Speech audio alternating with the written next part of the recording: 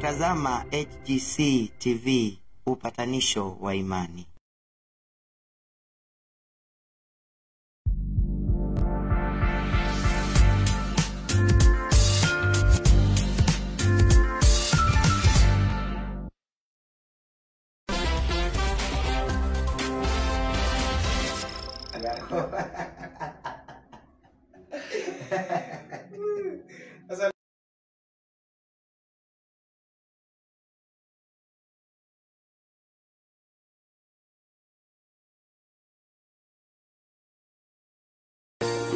Bwana Yesu ni daktari, kwa hakika yeye anaponya magonjwa yote, hata yale sugu yaliyotulemea, yeye huwa anaponya. Bwana Yesu ni daktari, daktari, daktari. Bwana Yesu ni daktari, daktari wa maisha yangu. Bwana Yesu ni daktari, daktari, daktari.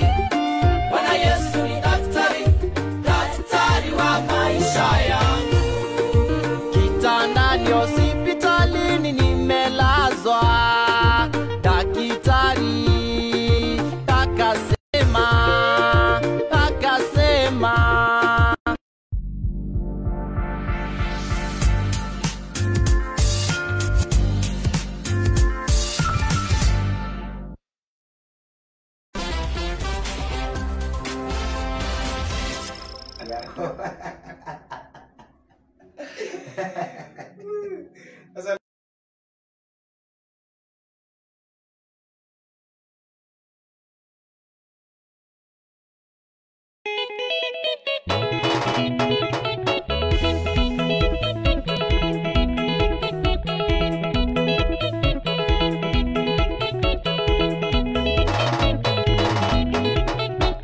Kao lango kitani asiati wanda kame indika o lango kitani asiani waveva. Kao lango kitani asiati wanda kame indika o lango kitani asiani waveva. Amaida la mumbo kitamu manyetinye mumbo kitamu ndonga yu lango thaida wenda sindawa. Kao lango kitani asiati wanda kame indika o lango kitani asiani waveva.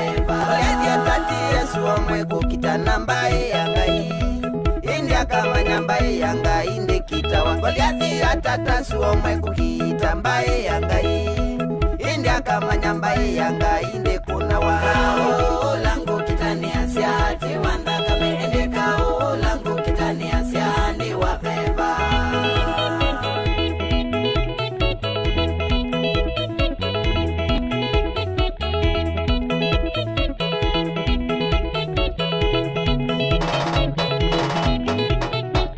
Kanisa yela tukwesela maundu momone moto.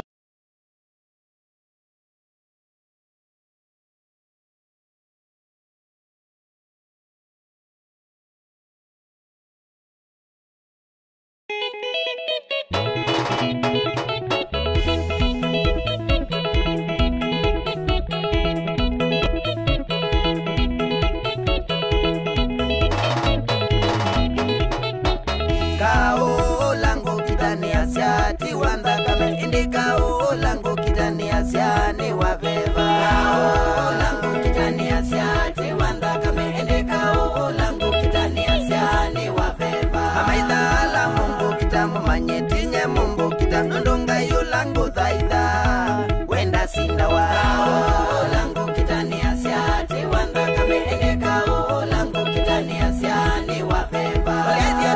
Yesu omweko kitanambaye yangai India kama nyambaye yangai inde kitawa Goliathi atata su omweko kitambaye yangai India kama nyambaye yangai inde kunawa. Kao lango kitani asiati wanda kame ende kao lango kitani asiani waveva.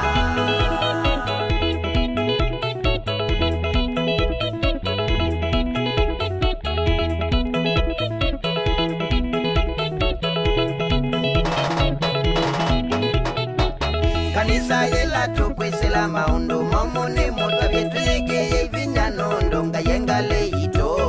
Endwa zila tuku kitwa ona kuvodzae to ikateve no ndonga yengale ito. Kao lango kitani asiati wanda kame ende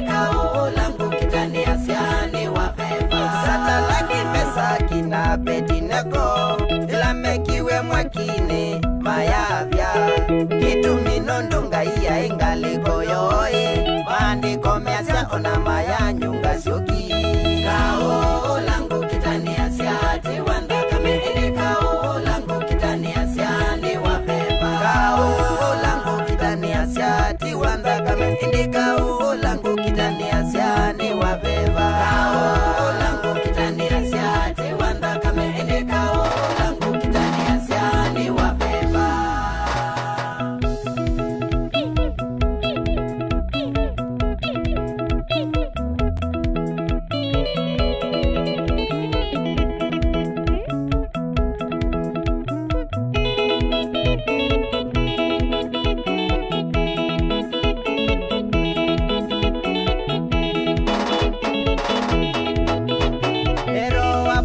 Shuka tupiganie wewe, Roho wa Bwana shuka tupiganie wewe, Roho wa Bwana shuka tupiganie wewe, Roho wa Bwana shuka tupiganie wewe, Roho wa Bwana shuka tupiganie wewe, Roho wa Bwana shuka tupiganie wewe, Roho wa Bwana shuka tupiganie wewe, Roho wa Bwana shuka tupiganie wewe, wewe ni mwenye nguvu tupiganie wewe, Roho wa Bwana shuka tupiganie wewe, tunakutamani Bwana tupiganie wewe, Roho wa Bwana shuka tupiganie wewe, Roho wa Bwana shuka tupiganie sasa, Roho wa Bwana shuka tupiganie wewe, Roho wa Bwana shuka tupiganie Yesu, Roho wa Bwana shuka tupiganie wewe, tupiganie wewe, tupiganie Bwana, tupiganie wewe, tupiganie Bwana, tupiganie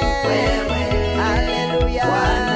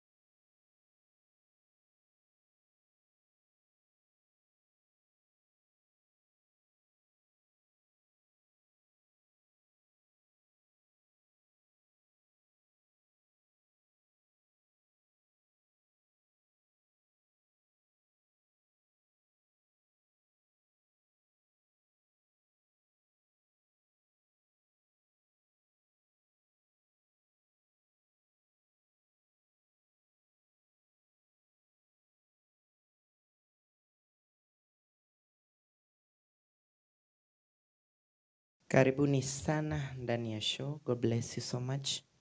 Na Mungu awatende mema. Naamini ya kwamba tunaendelea vizuri. Asanteni sana kwa kufika. Kifika just share the broadcast.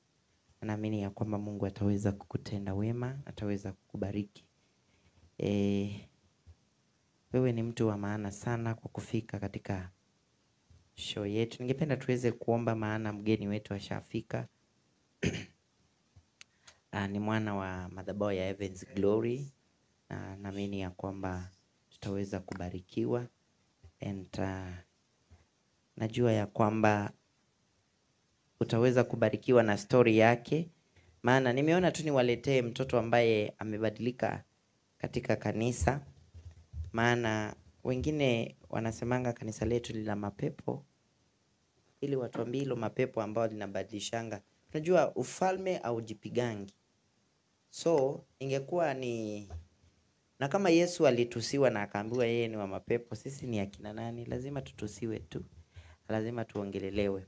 Kwa hivyo nimeona tu niwaletee mwana wa madhabahu yale, na nitaendelea kuwaletea tu watu ambaye wamebadilishiwa maisha yao. Naamini ya kwamba utaweza kubarikiwa. So let's pray ndio tuweze kumwalika. Naamini ya kwamba itakuwa ya baraka. Baba, katika jina la Yesu ninakushukuru na ninakupa sifa, maana wewe ni Mungu wa kipekee na ni Mungu mwenye nguvu zote. Baba, ni asante kwa sababu ya neema na kibali chako. Asante Bwana kwa sababu unaweza yote, Mungu wa ajabu.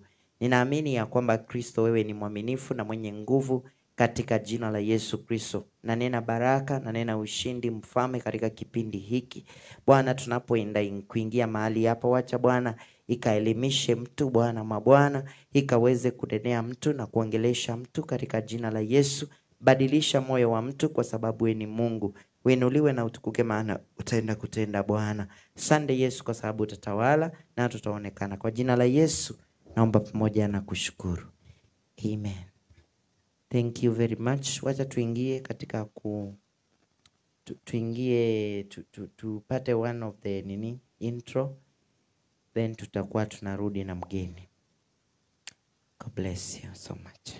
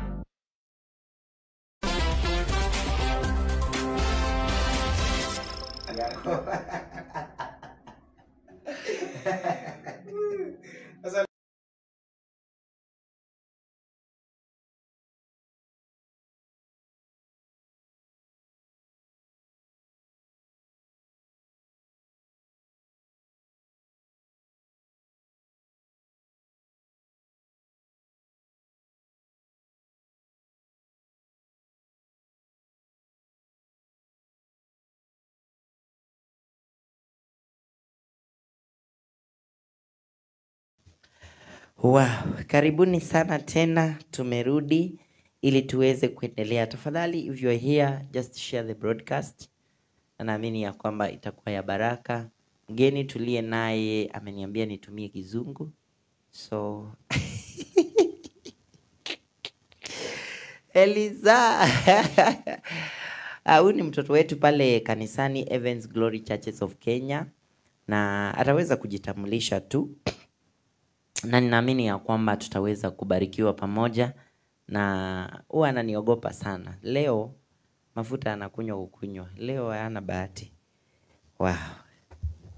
Eliza, Bwana asifiwe sana. Karibu sana. Amen. Na utumie sauti, yani uproject wa sauti ikuwe ni sauti mzuri. Then uface ye camera, uambie unaitwa nani, umetoka wapi. Hivyo, kila kitu. Just sema mpaka miaka. Oh, sorry.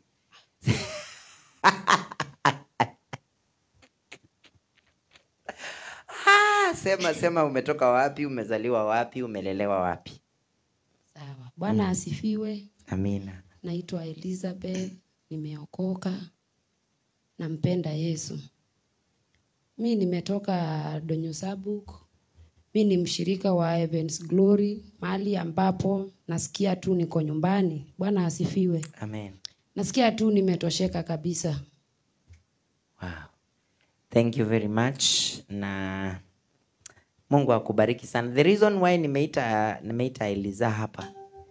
Eliza in the real sense, Eliza alikuwa mtu ambaye alikuwa wa dunia kabisa. Kabisa. Yaani ule unasikianga mtu wa dunia. Acha hii mambo ati mtu na Mungu ambaye ninayemwabudu, mimi ndio ninayejua. So nataka atuambie maisha yake imekuwa namna gani, aliokoka lini, ama ni nini ambao kilimfanya aokoki. Ama kwanza atuambie, Eliza, nataka kwanza utuambie ulizaliwa kama umeokoka na ukakuja ukaanguka, ama ulipata ni nini ambacho kilifanya uanguke, ama ulijipata kama umeokoka? Mimi nimezaliwa nikiwa nimeokoka, nimelelewa kwa kanisa. Nilikuwa naenda Redeemed Gospel Church. Na after nilipata mtoto wa kwanza, mimi nikaanguka kutoka hapo. Sasa nilikuwa naenda tu kanisa juu tu watu wanaenda, sikuwa naenda kanisa juu nimeokoka. Nini haswa kilikufanya ukaanguka? Karibu sana Faith Peter, Terry Baha. Juu niliona nimeacha shule, nimepata mtoto, nikaona hata kukaa kwa kanisa naona tu watu wananiongelelea vibaya. Nikaona niondoke. Na sasa wakati ulianguka, ulienda ukaingia kwa mambo ya dunia kama gani? Sikuanguka hapo exactly, but nilikaa kidogo after nimelea mtoto, nikaachia mamangu mtoto. Nikimwacha alikuwa tuseme 1.5 years. Nikaachia mamangu mtoto, nikaenda kazi. Sasa kwenye nilienda kuangukia, sikuangukia hapa. Yeah. Wow, Terry Baha anasema mtu na dadi wake niko vyumu. Niko vyobere na kisinga, no atutabisie. So wakati sasa ulianguka ukaingia kwa mambo ya dunia kabisa? Yeah, nikaingia kwa dunia kabisa, kapata mimi ni mlevi. Kai. In fact, hakuna kitu sikuwa natumia isipokuwa bangi peke yake. Hizo vitu zote zilikuwa zangu. Sasa umetumia miraha na pombe. Pombe. Yeah. By the way, hata mimi najua ukiokoka ulikuwa mlevi. Yeah. Nakumbuka nilikuwa fiti.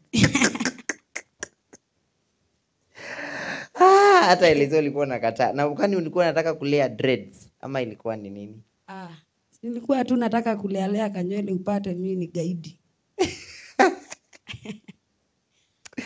Ebu tuambie sasa, hii umekaa katika mambo ya Mungu na kuna wakati ulikuwa kwa mambo ya dunia. Ni faida gani uliona katika kule kwa dunia, ama kuna faida, ama ni nini ambacho uliona ni kigumu kule ambayo unaweza saidia mtu ambaye anatumia mambo ya dunia sana?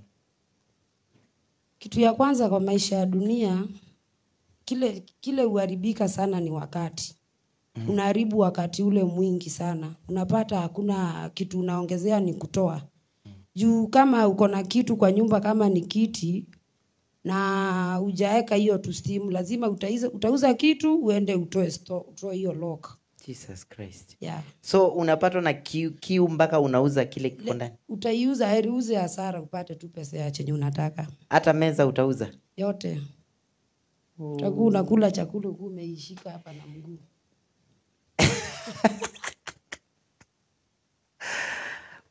Na sasa mtu, hebu nikuulize, ukiwa kule kwa dunia, wanaume si wanasumbua mtu sana? Especially sasa mwanamke akiwa mlevi. Yeah, unasumbuliwa, lakini kuna venye unaweza kaa upate usumbuliwi. Wewe najua ni kwa mtu wa mangumi. Lazima ungeuma mtu.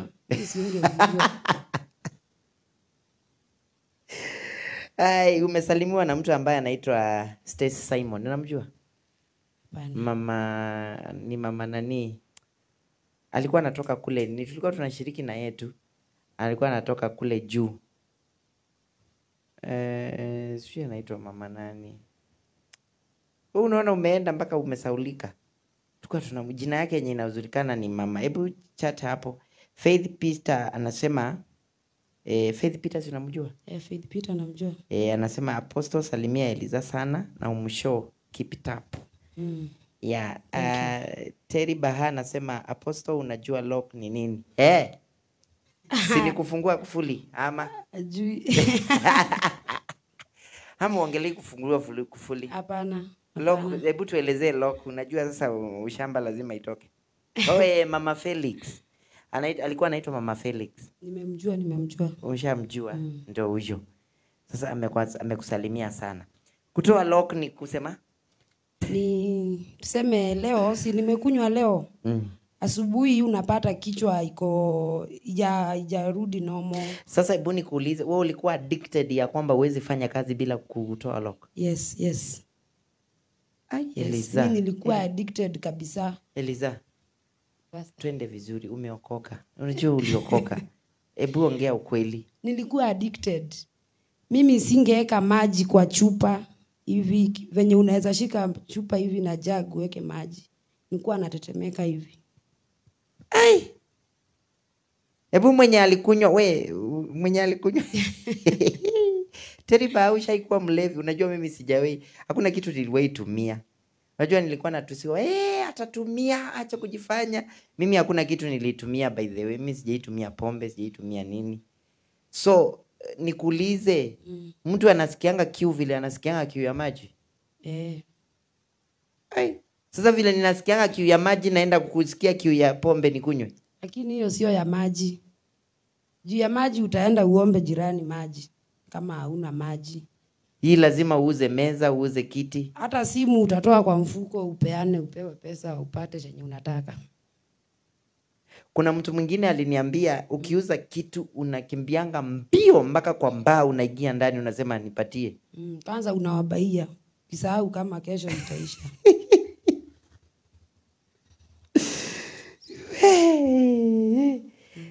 Kuna mtu ambaye anaitwa Sagni Boy, tulikuwa tunashiriki tuna yeye, but alienda Western, alirudi kwa Western, but aliniambia atakuja.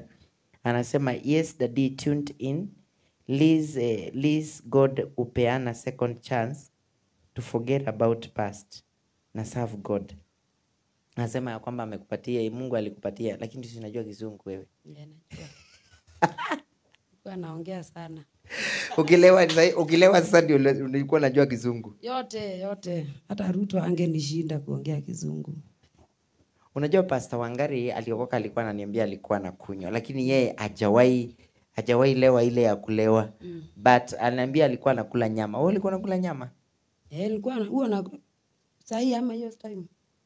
Saa hiyo. Sasa ukienda before uende unakula nyama kwanza. Mimi chenye nitakula tu nikule chenye nitakula, nikienda nikirudi si bora tu nimekunywa, si nimepata chenye nataka. Uko sure saa hiyo usikiangi kiu ya pombe? Ilikuwa haba, tunakumbuka siku uliniombea kwa kanisa, ukanipea maji, ukasema nikikunywa nitakuwa natapika. Sasa nilikuwa nikijificha nikienda natapika, unapata kesho hapa. Siwezi meza chakula nasikia uchungu huku. Nikaachana nayo. Ukikunywa pombe unatapika? Natapika hadi maji. Yes. Na nimekunywa pombe. Oh my God. Yeah. Stacy anasema kwanza hiyo kiu ya pombe ni mbaya sana. Mbaya. Terry Baha anasema ulevi upenda kizungu. Hata babu yangu akikunywa alikuwa anaongea kizungu. Na kwa nini kwa nini mtu wakati amelewa anapenda kizungu? Juu ndio inakujanga kwa akili. Oh my God. Unasahau wewe ni Mkamba. So saa hii hata kiu ya pombe uwezi hata. Mimi siwezi hata kidogo juu nitaitapika na mimi naumia. Okay. Sasa hebu niambie ni hasara gani ambaye uliona kabisa unaweza saidia mtu wako pale ambaye anatumia pombe? Najua kuna watu bado sasa hivi wako kanisani na baki pombe hawawezi acha. Wako. Ni hasara gani ambayo uliona pale unaweza ambia mtu asijaribu? Sara iko juu. Mimi hiyo time nilikuwa nakunywa vibaya. Mimi hata nyumba yangu ungeingia hivyo tu. Upate haina kitu. Sasa mimi sijui kama kuna kitu sina kwa nyumba yangu. Wow. Nimejua kununua kitu. Nilikuwa nanunua leo ikimaliza wiki nauza. Sasa ni nini ambacho uliokoka wapi na uliokoka aje? Na ni nini ambao kilikusukuma wakati ulisikia watu wakiitwa okoke? I think ilikuwa 2021. 2021 hapo. Nakumbuka ulikuwa umekuja ushirika hapo Donyo Sabuk. Nilikuwa nilikuwa naishi hiyo plot ya mbele. Siwezi sahau ilikuwa kitu saa 7 hivi. Ndio nilikuwa naoga niende nikakunywe vitu zangu ndio nirudi jioni. Hapo. Yeah. Wewe kama ukumbuki uliokoka lini? Tafadhali. enda ufanye nini ujue uliokoka lini. Maana mtu kama ajui ameokoka lini lazima upige magoti uokoke tena.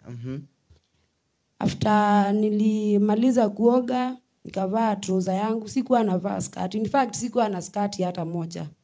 Nilikuwa navaa trouser na vinyasa, nanyolewa box. Napata nikipatana na mwanaume pale soko hata hezi nisalimia, salimie nani atagongwa. Kaenda nikapikia watoto saa nitoke niende kwa ulevi zangu. Ilikuwa weekend. Na weekend watu hutokea mapema. Kaenda. Madam mwingine hapo siwezi sahau alikuwa anaitwa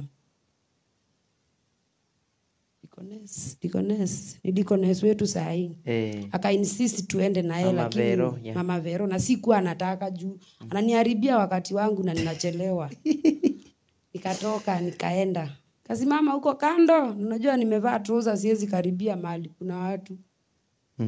Hapo ndipo pastor, nashukuru Mungu aliniona akaniita. Nikaombewa wokovu. Hakuniombea wokovu hapo, aliniambia anataka kuniona kanisani kesho yake. Na mimi sikupuuza, nikakuja. Yeah. Faith anakuambia Aki Elisa, God bless you so much. Juu leo utafungua wengi sana. Congratulations. Thank you. Mimi nakumbuka Eliza wakati nilikuwa nakuita. Yani ulikuwa na turasta? Nilikuwa nimekunja kanywele. Nilikuwa nimenyoa box na hiyo ya katikati na kunja kidogo. Aki watu jamani mtu anafaa angalie. Teddy Baa anasema tusiende break ni kumoto. Hatutaenda. So mimi unajua mimi najaribu kuona mtu mwenye alikuwa anatumia pombe. Najaribu kuona ya kwamba kama mimi ningeingia kwa pombe ningekuwa namna gani? Ningekuwa nagonga watu kunje na penye ninakuanga na hasira. Anyway. So ninakumbuka wakati nilikuambia ukuje uokoke ulikuwa na trust. Na and I think ni kama ulikuwa umebeba miraha. Tulikuwa tumbale, tulikuwa hapa kwa mfuko. Tukuanza ndio tupate ingine. Na sasa uliingiaje kwa mtego wa miraha? Miraha hizo mtego niliingia nikiwa kazi. Nakumbukanga nikiwa Ekalakala. Kuna madam rafiki yangu tulikuwa tunafanya naye kazi. Nilikuwa nafanya kazi ya club. Lakini sikuwa nakunywa, sikuwa natumia kitu juu nilikuwa tu niko mdogo. Sasa huyo ni alianza kunifunza, akanifunza, kumbe marafiki uharibu watu pastor. Kabisa. Ananiharibu, kumbe yeye ako na bwana yake anamngojea atarudi baadaye. Oh my God. Sasa yeye akakuja, akaniacha sasa nimeharibika kabisa, akarudi kwa bwana yake, akaniacha kwa dunia. Sasa ukapata ninashangaa sasa huyu alikuwa ananifunza hizi vitu za nini? Unajua kitu moja nataka ujue Eliza, ni kwamba kuna mtu ambaye anatumiwa na shetani. Akuje angushe Mkristo. Na kuna mmoja anatumiwa na Mungu akuje abadilishe mtu ambaye alianguka ampeleke kwa Mungu. So kuna ule shetani anakuanga mfuasi wa shetani kuangusha watu wakienda kwa shetani. Na kuna ule anakuanga mfuasi wa Mungu kubadilisha watu wakikuja kwa Mungu. So ule alikuwa mfuasi wa shetani na ungejua. Sababu unaona kama ni rafiki wa kweli. Singejua. Junior alikuwa ananiambia wewe anja kadogo. Ni unasemanga ya funiko. Kafuniko leo, kesho ni chupa. Wow, nimekuona Wanzambi papa. God bless you so much. Nzambi, by the way, nataka nikulete kwa hii show kuje uelezee watu story yako. Anasema moja kwa moja. Tuned. Kedia Eliza. Nimekusalimia sana. Kwa hivyo wakati alikushawishi sasa uingie kwa miraa, wakati umeingia kwa miraa yeye akachana na wewe. Nikaingia ukapata saa niko addicted, unapata kama ni miraa nakula hadi asubuhi. Jesus. Hakuna kutoa hati ulale, hapana, ni hadi asubuhi. Na asubuhi hiyo saa unapata ni asubuhi, ni saa ya kuingia kazi, sijalala. Unapata saa lazima nikae niko steam juu kama sitatumia steam nitasikia usingizi na niko kazi. Kai. Na asubuhi yake unaenda kazi? Niko kazi. Na saa lazima utumie ndo steam upunguza usingizi. Sasa nikikosa kutumia hiyo usingizi itanikalia kwa kazi. Sasa inabidi kama ni hiyo miraa naenda nachukua ingine naongezea juu. Kaende. Na sasa miraa ni nini ambacho kina sasa miraa inasaidia nini? Si ni hiyo matawi na sinasikianga ni uchungu, yani inakuanga kali. Ya, ni kali. Sasa ni utamu gani inakuanga pale? Nitasema ni steam tu, ni kama tu pombe. Unasikia tu uko juu. Kama inafanya mtu aongee kizungu. Stories za ajabu. Zile unasikianga stories za ajabu. Sasa nakumbukanga pasta, nishaikula miraa. Nikiwa saidi za Kalakala. Nilikula miraa, nikakula, nikasema kesho niko kazi, niko na nguo chafu. Nikaenda kufua nguo. Nikafua nguo, nikafua, nikasahau nikafua hadi blanketi. Na ndio ya kujifunika.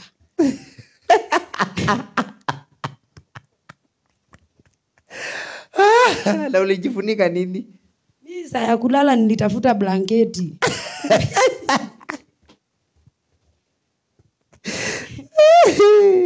Kumbe iko kwa kamba inamwaga maji. Oh my goodness. Akomia nebwegeta ikopi. Lakini sikuwa nasikia uzingi, haukuwa nasikia baridi kwa sababu sasa nilikuwa nasikia juu unaona umelala. Yes, hapo uko na tukajoto, lakini ile baridi ya asubuhi lazima itanikuta. Jesus Christ. Yeah. Itanikuta. Sasa hiyo mtoto unateseka na yama wako wapi? Hiyo time mamangu ni alikuwa anaishi na mtoto wangu. Mamangu hata aliendanga akafanya nipate ya adabu. Nilikuwa mtu mbaya sana. Juu sasa ningekuwa nikizaa nampelekea. Mimi naenda kuponda raha huko. Yeah. Okay. Kuna mtu anaitwa Beam Studio videographer anasema ya kwamba nimeingia late but nimeingia tu na nikasikia miraa. Teddy Baha anasema unaongezea stock ya gomba. Ulikuwa unakula na gomba ama ulikula na nini? Yeah, nilikuwa nakula na gomba hiyo time. Sikuwa nimejua kutumia njugu. Tutaleta mtu wa njugu hapa. Mwenye alitumia na njugu inua mkono, nitakuita hapa. Mary mtu washirika wote wako hapa by the way. Brian Mwendo anasema tuned in nikiwa Kilimambogo, salimia Eliza sana. Umesalimika. Mary Mutoa, mama Felista anasema dadi salimia Eliza sana. Na umwambie akaendani ya Yesu. Akae ndani ya Yesu. Yeah, sitoki. Usitoke. Teddy Bahapi anasema Liz mwawe. Yesu ni munene. Munene. Sasa na sigara? Hiyo sijawahi tumia hiyo. Yako ilikuwa ni miraha? Na pombe. Hiyo sijawahi tumia, na bangi sijawahi.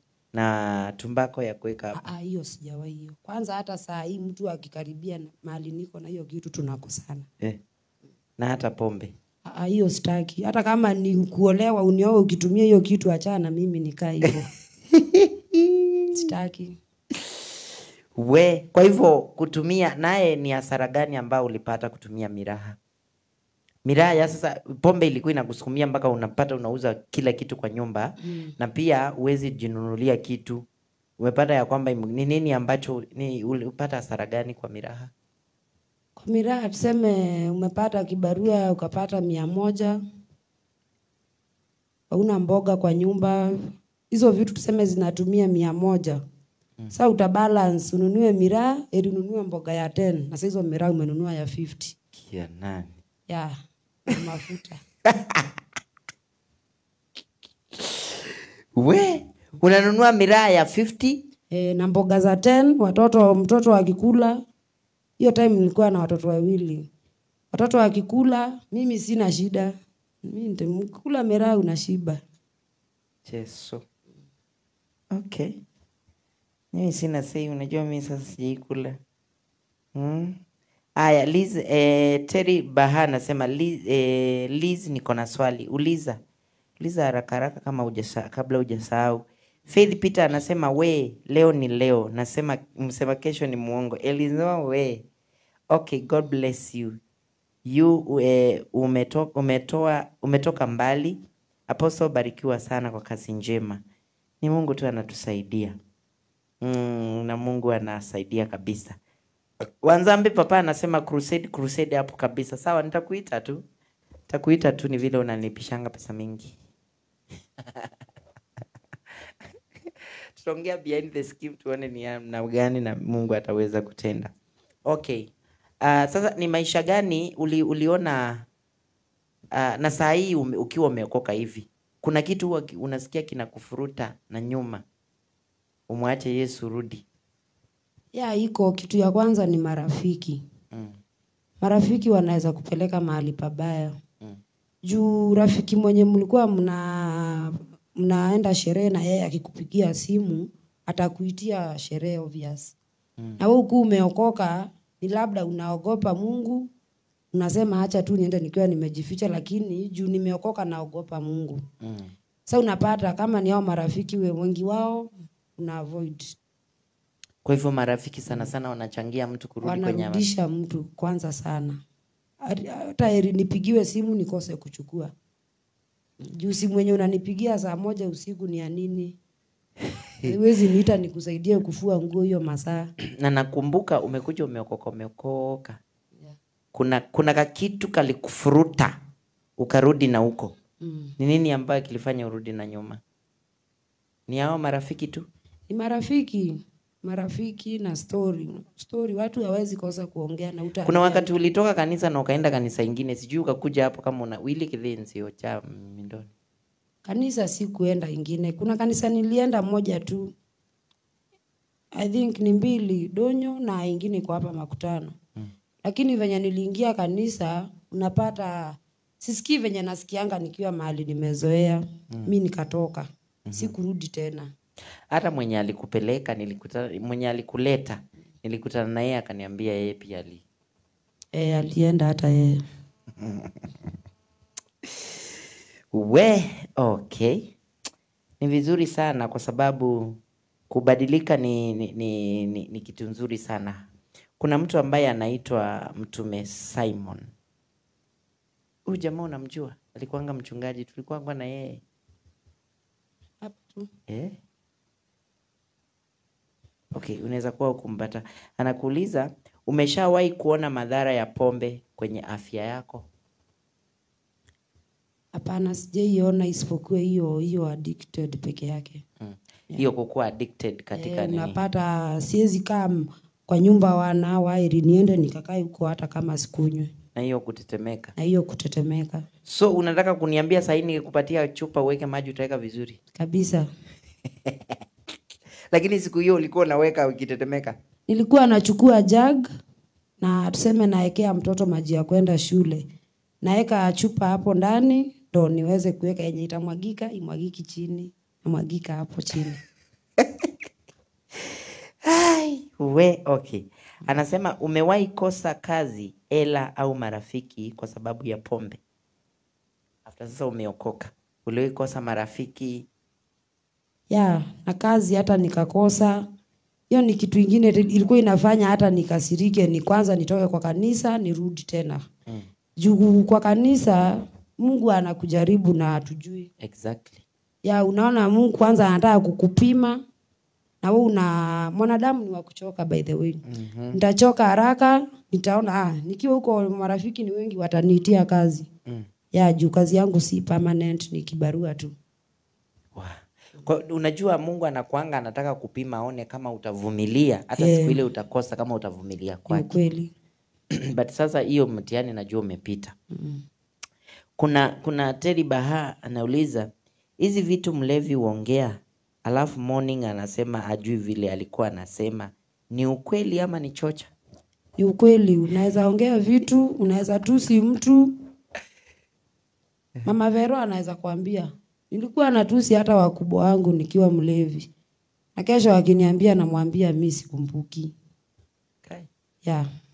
Na kwanza akileta mdomo namwambia sikuwa nimekunywa chai. By the way, hata ungeniuliza mimi ndio nilikunywa sana kuliko Eliza. Unaona? Uongo. Kwanza mimi nilikuwa nawafagia. Kwanza ile kizungu nilikuwa naongea. Wacha tu.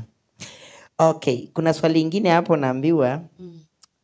Ukiacha kunywa ni nini unadhani kitabadilika katika maisha yako? Wakati uliacha kunywa, nini ulidhani kilibadilika katika maisha yako? I think ni kila kitu. Kila kitu kwangu imekuwa kikubadilika. Kama ile pia umesema ya kupata kununua vitu. Mi hata nilikuwa nalala chini. Hadi Paul ashaipatwa na pneumonia akiwa mdogo juu nilikuwa nalala chini. Mtoto wangu? Ashaigonjeka lakini alitibiwa na akapona. Nilikuwa nalala chini. By the way, unajua watoto uliita kama mimi lazima katahubiri.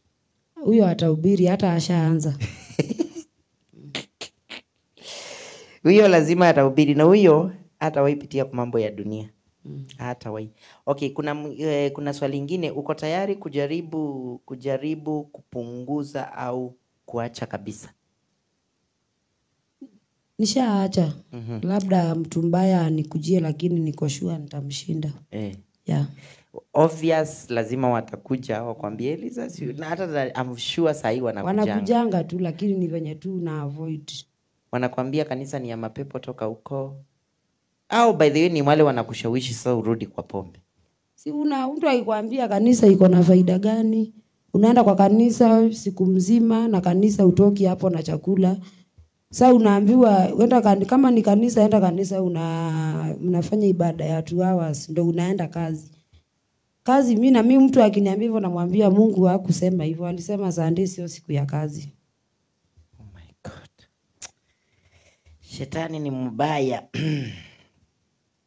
Aya, unauliza ungependa msaada wa kitaalamu au usaidizi wa kijamii? Hiyo ndio nini? Elaborate hiyo swali yako ndio aelewe hiyo number 5 Elaborate ndio aweze kuelewa. Na sasa unaweza ambia aje mtu ambaye mtu ambaye alikuwa anakujua. Kuna jamaa ameniambia hapa nakujua sana, anaitwa jamaa wapo Tungeto. Ananiambia mlikuwa mnasoma na yeye, anaitwa Tom. Tom tulisoma na yeye high school. Aliniambia kwamba anakujua kabisa. Nikamwambia nani alikuwa anapiga mwingine? Akaniambia he was so polite. Ilikuwa vizuri sana mimi hiyo time. Kwani kuliendaje ukaanza kuunda watu ngumi? Sikuwa naunda watu, nilikuwa ni pombe tu, si kupenda kwangu. Ungekutana na mtu mgonge kabisa? Ukinichokoza juu I think niko na tumaka hapa, msidhani nini birthmark. Nimepatia huko tu kwa maisha, wananiharibu sura. Nakumbuka hii ya pili, kwani hii ya pili ulikuwa unapigana? Hii ya pili ulikuja kama umeumia. Hiyo nilipigana na msichana alikuwa ametoka Saudi Arabia. Sasa nikamuuliza swali, si ni ile ulevi tu, nikamuuliza swali, nilipatana na ngumi. Mimi nikamwambia hata mimi niko na yangu. Nilimuuliza swali, sikuwa najua atakasirika by the way. Kumbe hataki kuulizwa hizo maswali juu nilimuuliza mbona umetoka huko? Watu wanatamani waende huko na wewe unatoka. Sasa ulikuwa unamuuliza tu hiyo swali? Hivyo tu ndo akakasirika juu hakuwa na pesa. Jesus. Alikuwa na kisirani yake ya kuwa msoto. Sasa akakuunda ngumi. Kanigonga ngumi na mimi nikamua nywele. Wewe kumaanisha nywele ilitoka na nyama? Si nilimngoa zote, zilikuwa zinaokotwa kesho asubuhi. Jehova. Sasa alimea zingine? Hata sitaki kujua.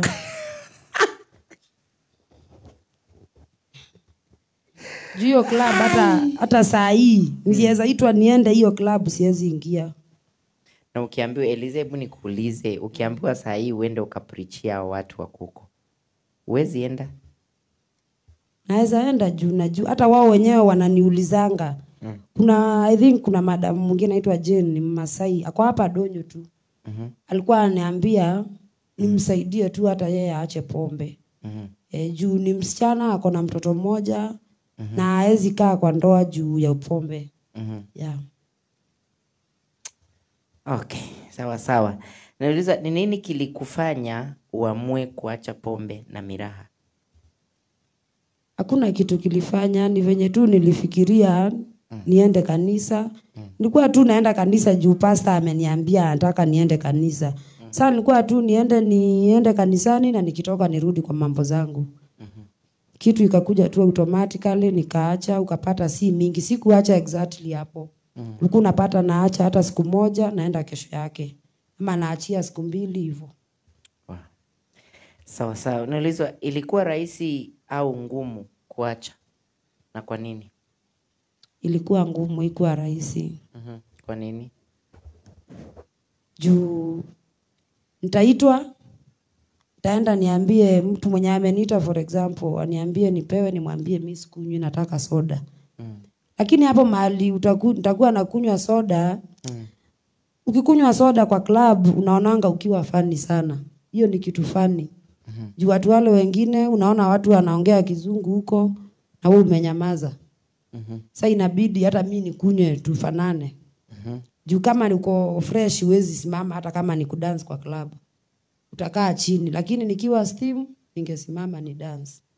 Lakini ukiwa fresh huwezi simama. Hata siwezi ongea na mtu. Okay. Oh my God. Unajua wale ambao mnatumia pombe by the way mnafaa msikize, kwa sababu kule ile hasara mtu anapatanga kule. Hebu niambie saa hii Eliza angeokoka kitambo sana, angekuwa saa hii ameinvest pakubwa sana. Unajua hizi vitu za steam hizi zinaharibianga mtu mambo. Na sasa unajua mimi sijawahi onja hizo vitu. Na katika ulimwengu wa kiroho niko mbali sana. Nashukuru Mungu. Kuna swali lingine unaulizwa, ni hatua gani ulizochukua hadi ukaweza kuacha kabisa? Ilikuwa hatua gani yenye kabisa wakati uliokoka yenye ilifanya ikawa ya kwamba ni maombi ama ni nini ambayo ilifanya ukaacha hiyo pombe na miraha? Si maombi, lakini ni tu nisiende hiyo club, nisiende kwa club. Hata nikiitwa nisiende. Nijaribu tu nijifinyilie nisiende. But utapata maombi ilikusaidia pia kwa sababu ya kuomba sana. Yeah. Ama wewe si muombaji? Hiyo time sikuwa muombaji. Juu hata ungetuambia tu fast. Ningekuambia mimi nimefast lakini ni uongo.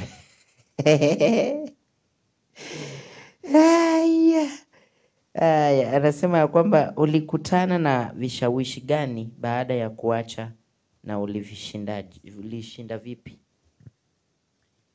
Kutusiwa iko. Naambiwa unashinda kwa kanisa.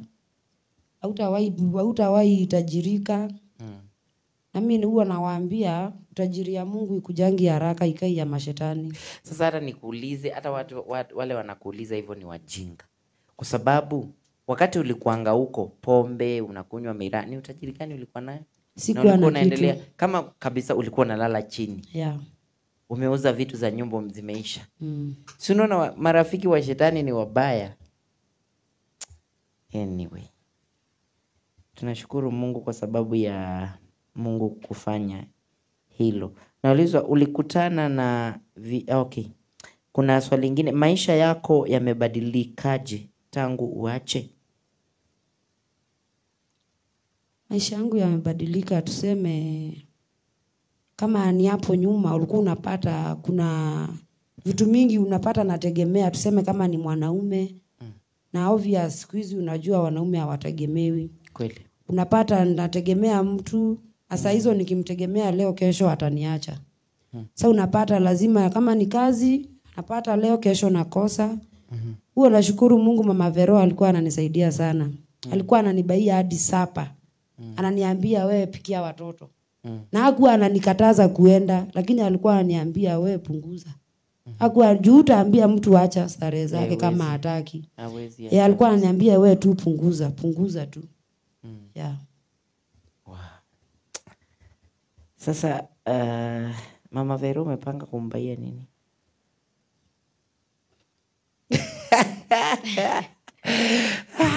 Sawa jana na yeye muombe tu abarikiwe. Yeah. Muombe na by the way watu wengi na by the way mtu mzuri huchukiwa sana. Ni ukweli. Kwa sababu kuna watu wengine mimi vitu jana nimeambiwa kuhusu huyo mama. Lakini siwezi sikiza. Siwezi. Hata mtu akuje aniambie nini siwezi. Mimi hakuna mtu atakuja hapa anibadilisha ati mshirika kwa hivi. No. Siwezi, hata siwezi sikiza. Kwa sababu mtu akibadilika anabadilika lazima. Watu ukibadilika. Hata saa hii kuna wale watu wanasemanga Eliza ni kujifanya alijifanya. Hajawahi badilika kabisa. Kwa sababu bado wanataka kwa kubebanisha na kile ambacho ulikuwa unatenda zamani. Nakumbuka huyu mwanamke aliyeshikwa akizini. Wakamshika, wakamleta, lakini mwanaume walimwacha, akaenda, lakini wakamshika. Na Yesu wakati walifika alimuuliza, "Muniambie, mwenye hapa ana dhambi achukue mawe, aanze kumgonga." Mbona wote walienda? Wote walienda. Yes. Kwa sababu wale ambao wanakupiga mawe ndio kwanza wametenda dhambi mingi sana. Yeah. So unaulizwa familia na marafiki wako walipokea vipi baada ya kubadilika? Kitu ya kwanza nilikuwa nimeavoidiwa hadi na familia yangu. Unapata hata nikienda kwa brother yangu nimwambie bro mimi sina sapa, hata nibaia na ako na pesa juu ya tabia zangu mbaya. Lakini saa hii atakuja hata nikimwambia hata sina sukari, hata anunue hiyo siku, atanunua sukari kilo 1. Yeah. Urafiki karudi, mamangu hatukuwa tunaongea, nilikuwa nimeblock hadi mamangu Facebook. Kila mahali tusiongee juu atanitusi na mimi sipendi kuambiwa ukweli. Yeah. Hata mama uko unamsikiza. Hadi nilikuwa nimeblock Facebook, WhatsApp, kila mahali. Hakuna mahali tungepatana online. Shetani udanganya mtu. Kuna kitu unapenda zaidi kuhusu maisha yako ya sasa? Kuna kitu unapenda zaidi kuhusu maisha yako ya sasa? Yeah, napenda venye nakaa saa hii. Yeah, nikiingia tu hata kama ni kwa hiyo nyumba yangu nasikia niko sawa. Yeah. Maana saa hii utumii pombe. Situmii, nitaingia kwa nyumba, hiyo pesa ya pombe nitanunua chakula nikule vizuri hiyo siku. Na sasa ukilinganisha maisha ya pale baadaye na saa hii, kwa sababu saa ile haukuwa unaomba. Wakati uliokoka ulipataje unajipata unaomba? Kitu ya kwanza kuna wakati ulikuwa unasema watu wajifunze kuamka kuomba. Sasa mimi nilikuwa naweka tu alarm, lakini ikilia naizima, naendelea kulala. Sasa yangu ilikuwa tu alarm, lakini siombi. Ni alarm tu, bora nimeamka, nikaizima na nikarudi kulala. So huko naomba kabisa? Sikuwa naomba, saa hapo ndo nilianza hata kama naomba tu dakika 1, hivyo. Saa hii naweza amka niombe hata kama ni dakika 10. Mimi hata sijui watu wanatakanga. Yaani mimi nashindwa, mimi hakuna kitu sifundishangi kanisani. Na nashindwa watu hutaka nini? Kwa sababu sasa ukifundisha watu wakienda kwa mambo ya dunia. Anyway, it's okay, maisha inaeleweka. Kana Benja anasema tuned show iko sawa nikiwa Thika. Dadi anasema mume wa Bishop anasema good story. Yeah. Eliza nashukuru sana kwa sababu ya kushikilia Mungu. Na mimi kile ambacho nataka kuona message hapo za kutia Eliza moyo. If you have something that you can encourage you can send it. Nitaweza kuisoma na naamini ya kwamba itaweza kumtia nguvu, itaweza kumtia moyo. Unaweza ambiaje mtu ambaye bado anatumia pombe ama ameshikwa na hiyo roho ya pombe na Yesu muachilie? Siwezi mwambia aache, lakini ni hata kama ni 1 day break, kesho atavuka siku 2. Hivyo tu ndivyo itakuja tu ikitoka.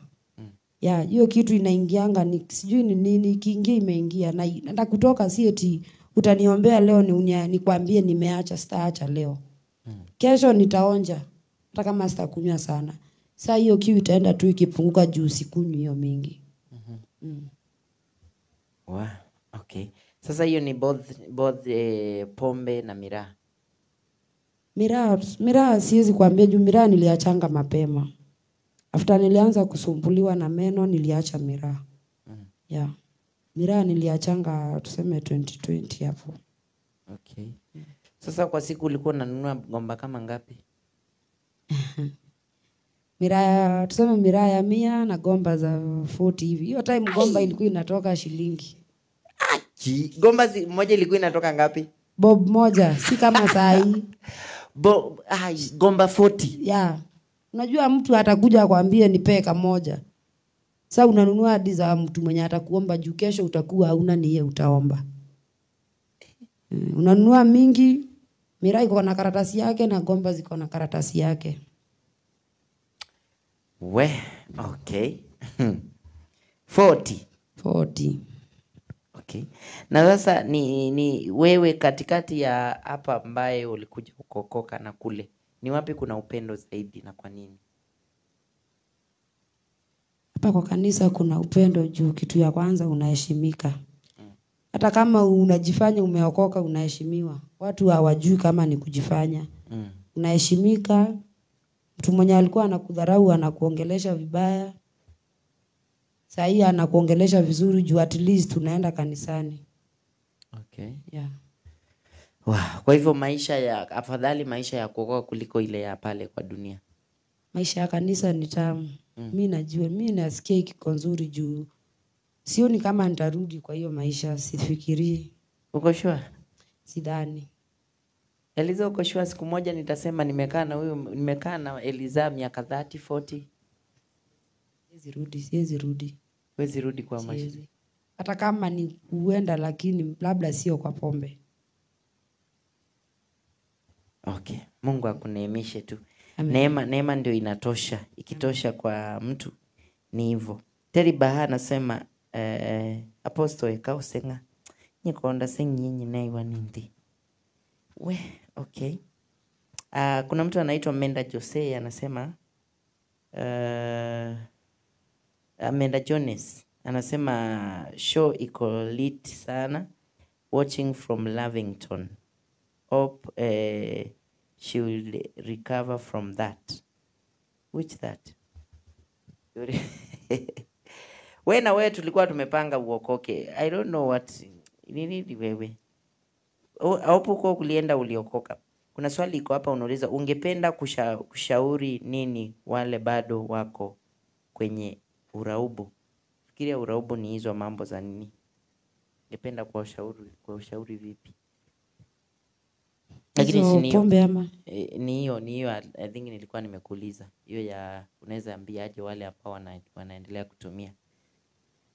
Ingine ni ungependa kusaidia wengine walio kwenye hali kama uliokuwa. Ungependa kuwasaidia aje? Labda ukae tu na baba karibu. Akikwambia leo ukweli ukikasirika, kwanza mimi sikuwa napenda ukiniambia juu utaniambia ukweli na staki. Mimi ningekasirika juu umeniambia ukweli. Hata Mama Vero alikuwa ananiambia ukweli, namuuliza kwa nini unaniambianga ukweli? Si mtu anaambianga mtu, ukiwaambia mtu ukweli ataona, yani ukweli inafanyanga hiyo kitu usiache. Sasa unadanganya tu kidogo ndio uachilie. Lakini unajua nayo Biblia inasema ukweli ndio unaweka mtu huru. So nisiko kuambia ule ukweli hautasaidika. So lazima nikwambie ule ukweli. Na mimi unajua watu wengi wamenichukia kwa sababu ya ukweli. Kwanza mimi nilikuwa nakuchukia juu utaniambia ukweli. Unajua mimi ni mtu ambaye nina laini. So ukikuja nitakuspot na laini nikwambie this and this and this and that umefanya. Na mimi naweza kuona kitu ulimba ulifanya Eliza. Niachane na wewe mara ya kwanza. Ya pili nione umerudi niachane. Nione umefanya niachane na wewe. Ya tatu, ya nne nitakwambia na nitakwambia nikiwa mkali. Ya juu nakumbuka kuna siku huko unataka kuniongelesha. Najaribu kukutafuta sikupati. Makutano sijui unakaanga wapi. Nilikuwa nimeteseka sana. Naogopa kuja kwa kanisa juu hutaki kuniongelesha. Unajua kuna mahali nafikanga mimi kama wale washirika wangu wote nimelea. Kuna mahali nafikanga naambia mtu mara ya kwanza, ya pili, nachoka kama mwanadamu. Unasikia, yani nasikia ni kama nafika mwisho. Yani nimekuambia. Na wengi nimewaambia, by the way, mtu anaingia, anakufa tu anazikwa nikimwambia. Wengi sana kwa kanisa. Mtu anatoka, anaenda na mwaka inaisha tu nikikwambia wacha hii. Tunakumbuka huyu mama wa Nsambani huyu alitaka kumsema jina. Huyo mwenye aligonjeka kinini. Nilikuwa na shida akikuja kwa kanisa ni jina yake. Namuuliza kwa nini? Kwa nini? Yaani ni kama anafurahia nikitaja jina yake. Basi sasa unaona kichwa ndio hiyo imetoboka, kichwa sijui nini. Yaani vitu zingine zinakuwa ngumu sana. But Mungu ni mwema. Mimi napenda mtu. Sitakudanganya Eliza. Mimi sitakuja hapa nataka nikwambie ule ukweli, ndio ule ukweli ukishaujua unakufungua na unakuweka huru. Kuna watu bado wanapenda, ukipenda ule ukweli, wewe penda tu uambiwe ule ukweli na urekebishe. Kwa sababu nikikudanganya nitakuwa nakupoteza, nakupeleka kwa kichaka. Maana nataka ulete sadaka hiyo siku. Unajua wachungaji wengi ndivyo wanafanya. Wanataka ni sawa Eliza endelea kuwa mshirika, but sitaki nikwambie unafanya dhambi kwa nini. Hivyo ndio unaona kweli kanisa imekosa watu, makanisa nyingi zimekosa watu kwa sababu wale watu wanaogopa kuambiwa ukweli. Mtu anataka aende kwa mganga lakini usimwambie umeenda kwa mganga. Yeah. Anataka kunywa pombe usimwambie umekunywa pombe. Anataka aanguke lakini usimwambie ulianguka. Hivyo mtu ndiye anaona sasa umemfanya vibaya, ufai kumwambia hivyo. Unaona ya kwamba watu wanatorokea AIC, wanatorokea Catholic kwa sababu kule hakuna kulizwa. Na huko hakuna kuchunguzwa. Unajua hapa ukiniambia ukweli nitafikiria niseme mbona pastor ananichunguza. Yaani ukweli unapata inauma. Lakini sasa nikuulize Eliza, siko pale nikule? Niko pale nilewe. Na nataka upande ukue kiroho kama mimi. Sitaki ukue mahali pamoja, hata nataka by the way ukiendelea uanze kuhubiri. Wale wote wameshakuwa walevi saini wahubiri. Pastor Wangari ndio huyo ni mhubiri. Nani ndio huyo anaenda kuwa mhubiri? Ndahubiri. Nani anaitwa nani huyu Mamana. Brayo alikuwa anakunywa. Kwanza Brayo nataka nimlete hapa siku moja. Brayo alikuwa ameambia mke wake huyo pasi nitakukata na yeye. Brayo alikuwa anataka kunisikia. Nataka siku moja nimlete atuambie story yake. Huyu jamaa alikuwa anakunywa, alikuwa anakutana na Jose. Akikutana na yeye anamwambia bwana mimi siendi kanisa. Shetani, mimi najua uko na kitu kiko ndani yako na if you be serious, najua Mungu atakuinua na atakupeleka mbali. Amen. Aya, kuna mtu anaitwa James Mumo anasema better late than never. Ninyone noka. Karibu sana. Si unamjua James Mumo? Usekeseke. Haya, Terry Baha anasema Mungu ni wa huruma. Kwanza tunamshukuru kwa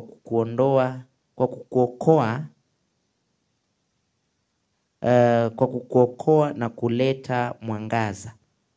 Kwa kukuleta mwangazani. Usirudi nyuma, jikaze na uombe sana. Kila kitu itazidi kuwa bora kila wakati. Sawa? Haya, kuna Kana Benja anasema nauliza Eliza, aliachana na hao marafiki ama bado?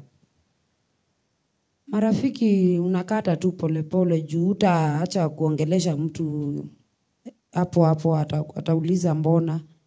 Yes, mtaongea lakini akikuita mahali na eri umwambie uko busy. Nakumbuka kuna mtu alikuwa amekwambia neno sana anaitwa KK. Alikuwa ameniambia nini? KK alikuwa amekuhubiria sana hii wakati ulikuwa umepotelea kwa nyasi. Kioko kwanza alienda wapi? Sikia ako Nairobi. Alikuwa rafiki yangu sana. Nitakwambia behind the scheme mahali yako. Nisitangaze mtu huko kiumane. Okay. Sawa, umejibu hiyo ya Benja unasema au marafiki uwezi. Lakini unaendelea kuwabadilisha pia wao wanakuja kanisani. Si wao wakubadilishe. Aya, Terry Baha anasema Lizi umejaribu. Nashtuka, naogopa laini zianze kuvutwa. Anza hapa nitakuvutia laini nyingine ambayo hujaona. Kama sana Terry Bahaja na kwenda kanisa. Alishinda kwa nyumba. Okay. Stacy Simon anasema ukweli pastor huumiza roho sana. Na sasa tutafanya nini? Yeah. Ama huyu naye pia alienda juu ya ukweli. Ukweli inaumiza mtu juu atadhani unamchunguza. Na sasa nikae na wewe ukitenda dhambi ndio nini ifanyike? Unajua Biblia inasema kwamba hatutakaa kwa dhambi ili neema izidi kuwa nyingi. Kwa hivyo neema haiwezi kuwa nyingi. Haiwezi kuwa nyingi kama nitakaa na wewe na sitakwambia ukweli nikala na uki. Tio nginao kadhi. So lazima nikae na wewe na nikwambie ukipitia kwa hii njia utapotea. Na hiyo njia ambayo unapitia, mimi naambianga mtu mapema na muhatarishanga mapema. Mimi kwanza Mungu ananisaidianga naonanga kitu before haijakuja. Nakwambia, wacha nikwambie, hiyo kanjia unataka kuenda nayo haitakusaidia. Okay. Na mtu kuna wengine wanasema huyo siwezi kutana naye. Juu ataniambia ukweli. So ni vizuri sana kusikia kile ambacho umeambiwa, na ukisikia kinakusaidia sana na Mungu anaweza kusaidia. Ningependa uface ile kamera na neno ambayo unaweza ya kiumungu vile umeokoka. Unaweza ubiriaje mtu, hata mtu mwenye anakunywa sigara, mtu mwenye ako katika hiyo hali ya dunia. Unaweza mhubiria namna gani? Sasa kama ni pombe mimi naweza ambia mtu, siwezi kuambia acha. Juu nitakwambia uache uone kama mimi ni mbaya. Nakwambia tu punguza. Kama unakunywanga kama ni chupa 3, kesho kunywa 2. Itaenda tu hivyo juu utalala ukiwa mlevi wenye umezoea. Hivyo tu itaenda tu ikitoka. Yeah. Okay. Kwa hivyo itaendelea tu ikitoka. Wow, that is good. Tunashukuru sana kwa sababu ya Mungu kuokoa. Hiyo ni kitu ya maana sana.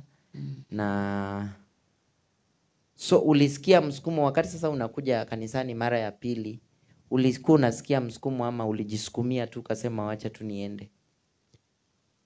Mara ya pili nilikuja nikaingiwa tena na hiyo pombe, lakini ikaniingia na nguvu mingi. Sasa ukapata nilikuwa nakunywa hizi pombe za kawaida, sana kunywa spirits. Na sikuwa na dilute. Ningekiwa maji hiyo sikunywi hiyo.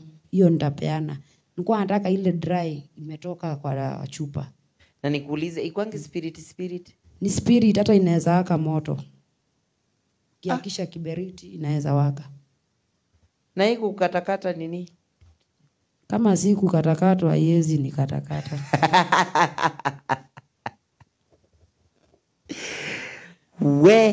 Unataka kumaanisha hiyo spirit inaweza washa moto? Ya, ukimwaga chini alafu akisha kiberiti inawaka. Na hiyo kitu unakunywa. Nilikuwa naikunywa.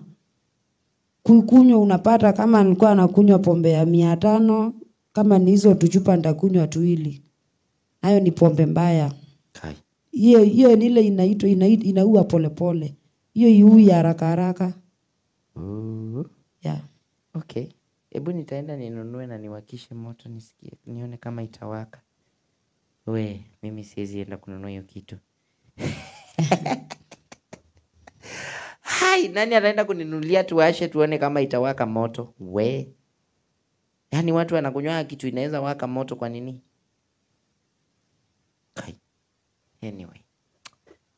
Kweli shetani ni mwizi. Yeah. Shetani alikuja kuiba. So nashukuru sana kwa sababu ya Mungu kukubadilisha na kukupatia kukuweka katika hiyo hali. Yaani ni kitu ya baraka na ni kitu inatia moyo sana. Terry Bahaja anasema ati Apostle jana nilikuwa kanisa. Kweli? Siamini. Aya, Terry Bahaja bado anasema Eliza, nimependa ujasiri wako sana. And I love you sister. Thank you. Tusonge na God. Yeah. Sawa sawa. Hata mimi napenda tu vile anakuanga na ujasiri. Hata sijui kwa nini hajahubiri. Ni hao marafiki. Hao marafiki uende wateme nje wote. Ndio uanze kuhubiri. Sawa, nitawablock. Nyonga. Naitwa Kinyonga. We, okay. Mungu akusaidie sana na akutie nguvu katika hii Amen. safari. Amen. Maana yeye ni Mungu mwaminifu. Pengine kuna mtu ambaye angependa ushauri na angependa kukufikia. Unaweza peana namba yako pale? Sawa, Ama waambie wakufuatilie kwa Facebook. Kama utawezana na watu wa mitandao kwa sababu ya kupeana namba, don't give. Na kama utawezana na wao kwa sababu kuna watu wengine pia tu ni shetani. Mtu anakuja anaona ya kwamba anakutaka kukurudisha tu kwa kwenye ulikuwa. Sirudi. Yeah. You're very strong, eh? Yeah. Peana namba. Ukiweza taka kunipata, namba yangu ni 07 20 673 090. Yeah. Na hiyo ndio namba ya M-Pesa pia. You can send something. You can send something to say thank you. Tom ndio huyo amekuja. Tom, karibu sana. Nataka kujua nani alikuwa mchokozi, wewe na yeye. Nani alikuwa anachokoza mwingine? Ni Tom. Hadi wewe. Hapana. Tom, wewe ulikuwa unachokoza Elisa kwa nini?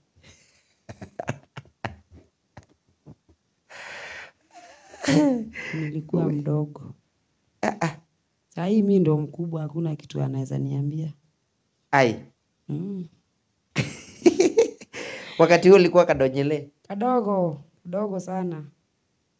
I think kwa hiyo klasi yote hata ukimuuliza mimi ndo nilikuwa mdogo hapo.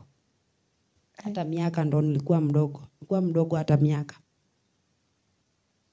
Okay. Sawa, itu yasiata indi na nwizi tuisi alama tsokona we Tom ndotabie ni nako. Udhani wewe mchokozi ututabie. Nataka kunajua kuna watu wamekutuma salamu. You can peperusha salamu hewani. Na waambie kwa nini uliacha kwaya. Oh, sorry. Kumbe tuko live. Vitu zingine. Naanza kusalimia majirani pale kwa ploti. Akina Jane na wasalimia. Usinifungie gate, nakuja. Alikwambia atakuwatch? Aliniambia atawatch. Okay. Kanini pale kwa duka, Roda. Watu wameokoka? Hao wameokoka lakini wanashiriki Catholic. Okay. Bora mtu roho yake anasikia inaenda mbinguni. Hiyo ndio kitu ya maana. Hao tu. Hao wengine nimesahau. Na watoto wangu nitaanza.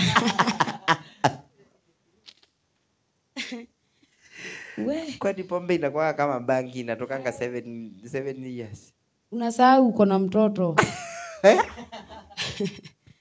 Kama unaenda soko wanao unaenda 2 hours au watoto unarudi.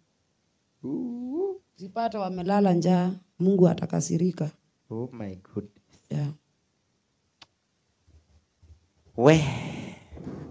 So umeona mabadiliko kwa Mungu?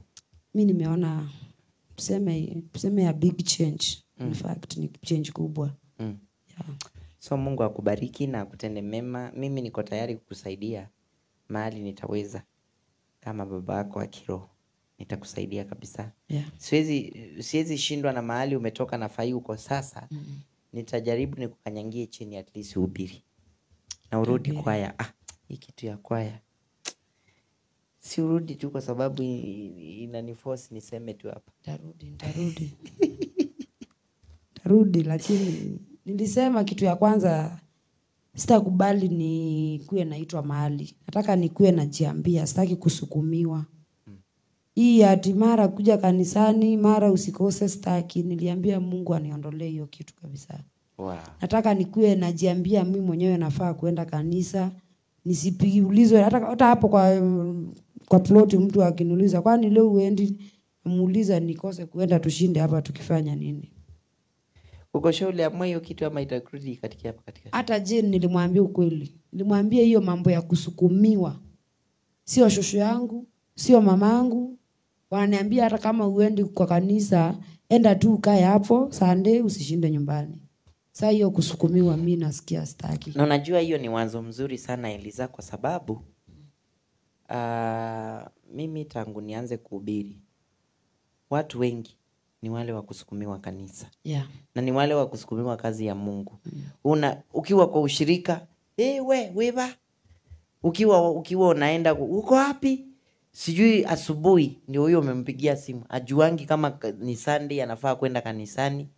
Ndio huyo unamkumbusha masaa. Ndio huyo siku utakosa na yeye atakosa. Siku utaanguka na yeye ataanguka. Hiyo ni wanzo mzuri sana. Kama wewe ndio ulijambiwa au kuambiwa na mtu. Hiyo ni wanzo mzuri sana. Yeah. So asanteni sana, tunashukuru kwa sababu ya kufuatana nasi. Thank you very much. Actually umeangaliwa na watu wengi. Kama wanasikia hiyo story ya pombe. Kwani nyinyi mlikunywa pombe? Pombe ni mbaya. Huyu Terry Baha unajua kwao nina hapo nini? Githurai. Kama namjua simkumbuki vizuri. Aliwahi kuja, anakujanga hapa December kanisani. Ule ni kwa kesha, sijui ni kesha ama nini. Sijui kama ulikuwa. Nilisema ni Charledi wa TV. Oh, nimemkumbuka. Ndio huyo anaitwa mkubwa. Ndio huyo anaitwa Terry Baha. Nimemkumbuka. Ndio huyo anaongea hapa. Na by the way tuko na mpango wa kwenda mahali kama TV twende tukajienjoy. I think sijui tulikuwa na Terry Baha ulikuwa wewe ndio unafaa uorganize kitu, mimi si mimi. Tengeneza group, fanya kila kitu, wewe si ni cheerleader. Fanya kila kitu then nitakusaidia hapo pengine hapo kutabakia. Then you motivate watu wenye na utafute simu ya touch. Iko nayo, imebakisha tu pesa kidogo. Yeah. Okay. Sawa. Tunashukuru kwa sababu ya kuja katika studio hii. Nimeona sasa nianze kupromote washirika. Na msikuja hapa Morogwe. Mtu anarogwa anaenda. Kama usiniroge mimi, achane, niko na watoto wadogo.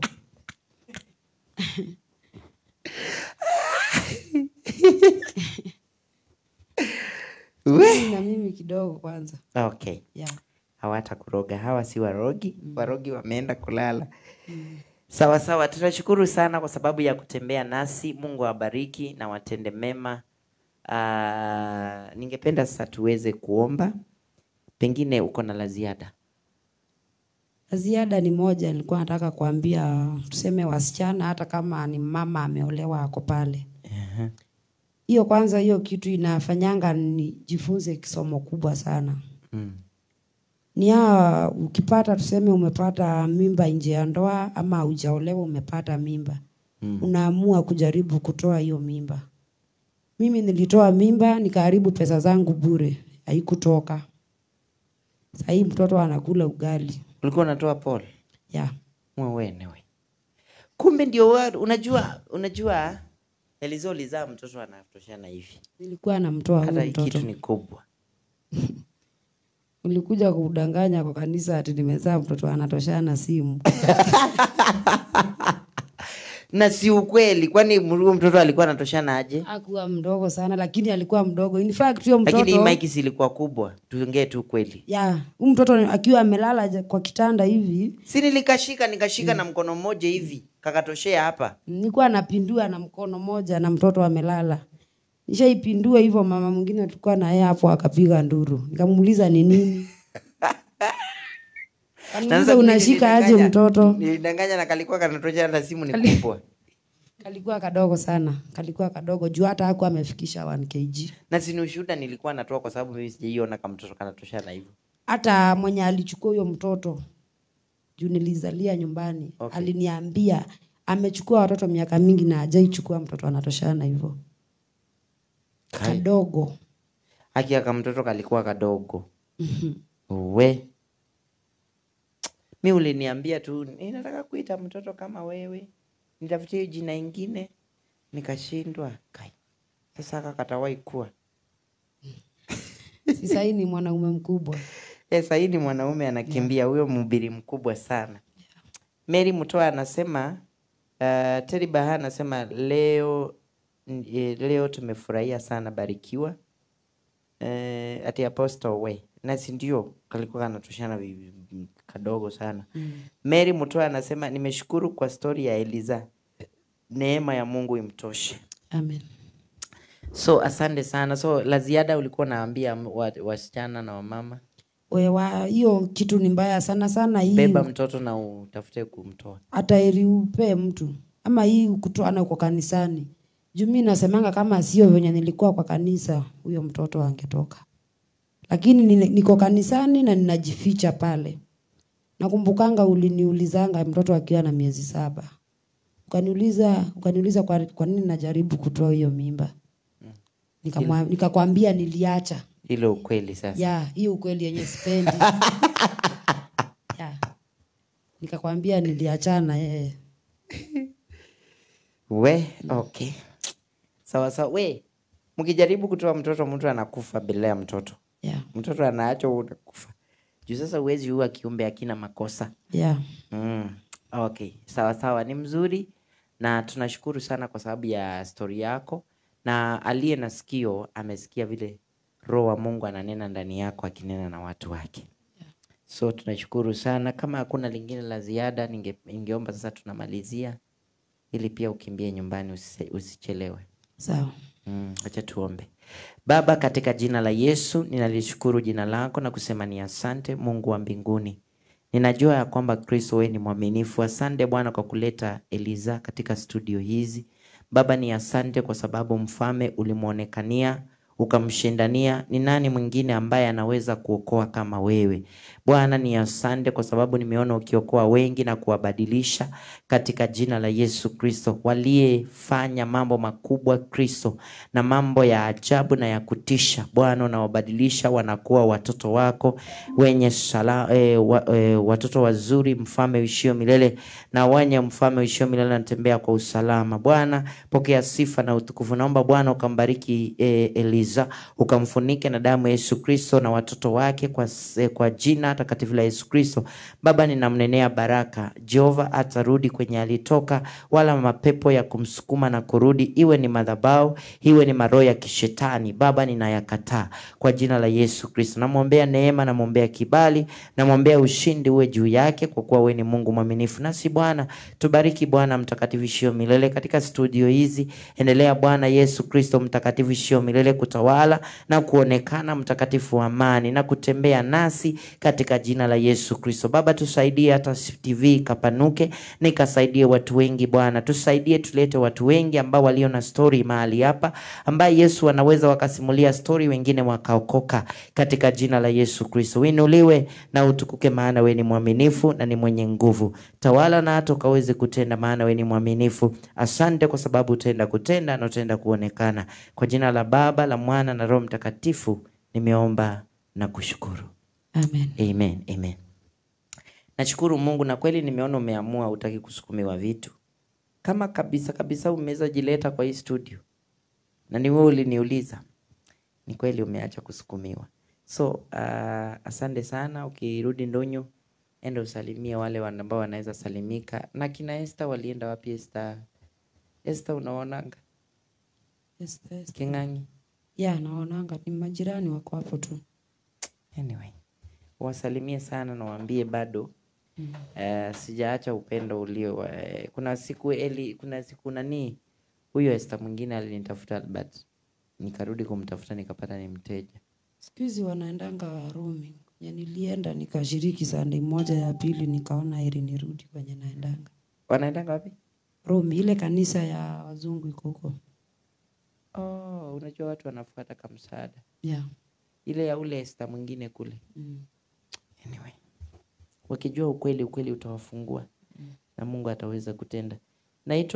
Mtu anaitwa Teresia Muteti. Nasema Apostle asifiwe Yesu. Amen Teresia, God bless you so much. Asanteni sana. Hatuna bundi la kusema asanteni kwa sababu ya kutembea nasi. Tumemaliza show yetu. May God bless you and God do you well. Mwe na usiku mwema, usiku uliojawa na baraka. Amen. Shalom. Bye bye.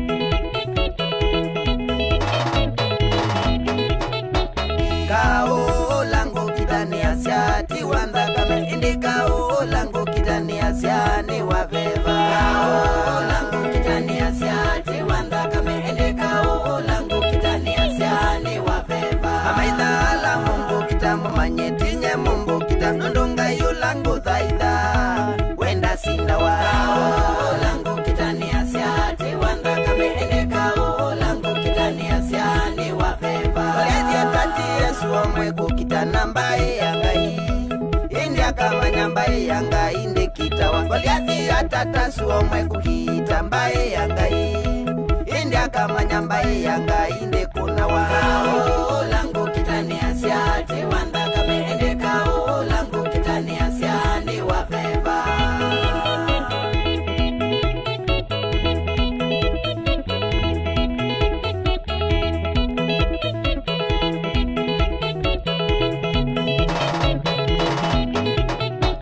Kanisa yela tukwesela maundu momone mutabyetuike vinyanondo ngayengale ito endwa yela tukukitwa ona kuvozwae toikateve nondo ngayengale ito kao langu kitani asiati wanda kame ende kao langu kitani asiani wafeva sata laki pesa kina betineko ilamekiwe mwakine mayavya kitu minondo ngaiya ingaliko yoe maandiko measya ona maya nyunga sioki kao langu kitani asiati wanda kame ende kao langu kitani asiani wafeva kao langu kitani asiati wanda kame ende kao langu kitani asiani wafeva kao langu kitani asiati wanda kame ende kao langu kitani asiani wafeva